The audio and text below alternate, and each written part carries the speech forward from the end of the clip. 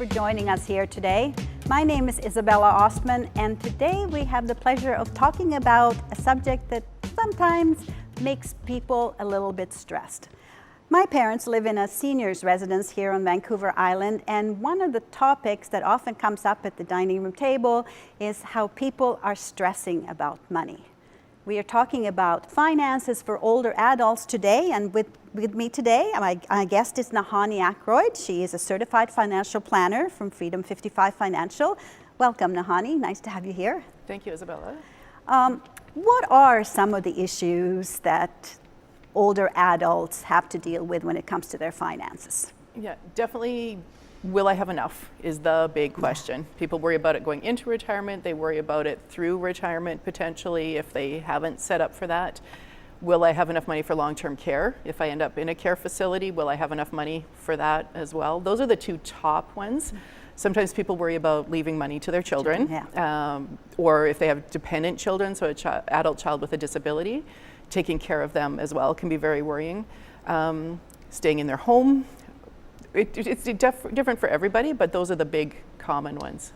So we like to think that when we retire, we can sit back and enjoy our lives, but our financial worries don't end at retirement, do they? Doesn't seem to, no. If somebody is really organized and has done the planning and done the work and saved if they needed to, or had a great pension plan, maybe they don't need to worry so much in retirement. But those pension plans that people had from their employers are definitely going away.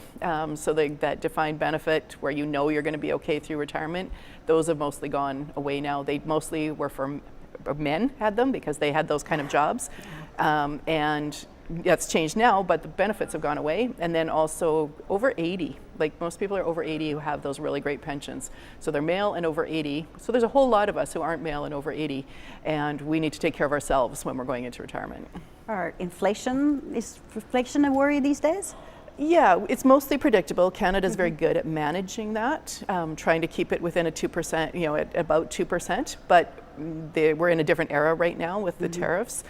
Cauliflower is my example I often use, right? So if you really love cauliflower, when cauliflower went to $9 a head, that's way more than 2%. So you have to decide, is that cauliflower really important to you? Or, I can go without cauliflower if it really goes high. Goes that high. Yeah. Now, when I started working about 35 years ago or so, we all had defined pension plans, but I think that as we are now starting to retire, we were probably the last generation to have a defined pension plan. Yeah, it's definitely the employers are moving some of that responsibility back to the employees now. So employers will often offer like a matching RSP kind of program up to a certain limit, which might be only 3%.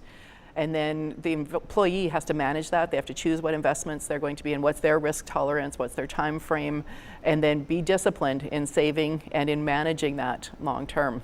And so there's been a shift that way. The employers don't want to take on that responsibility.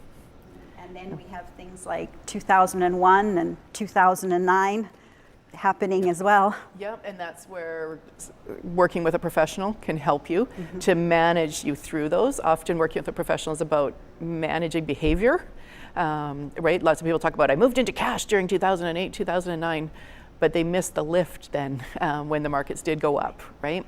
Or you realize the loss if you take your money out at that time. So helping manage behavior and expectations through those times, they happen. But most of the time the market's on an upswing, so looking at that and trying to manage for that is really important. So sounds like you can really help everyone out dealing with their retirement. Now, when would be the ideal time to come and see you? Right, 20 years ago is always and then the next best time is right now. If somebody's got questions about their retirement and they're not quite sure how it's looking, often people don't understand their government benefits. So what could they expect from Canada Pension Plan? What can they expect from old age security? We were often taught to save, right? RSP, you must put money in RSPs and you must save. But people often don't know what that actually looks like as an income stream later.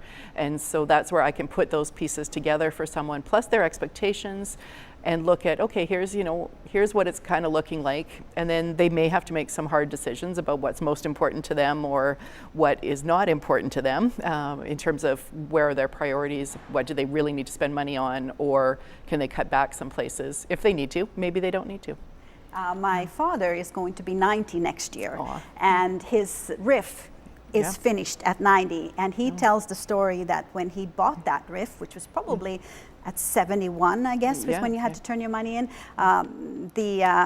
his financial planner insisted that they go to 95, to 90.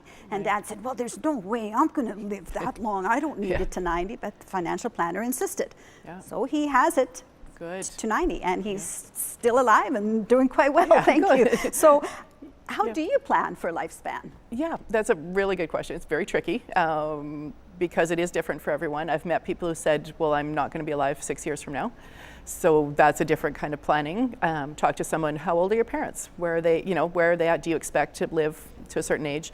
And there are standards set out for us through the Financial Planning Standards Council as well that gives you, if someone is alive at this age, then here's the plus or minus odds of them living to be this age. And quite often it's into our mid and late 90s.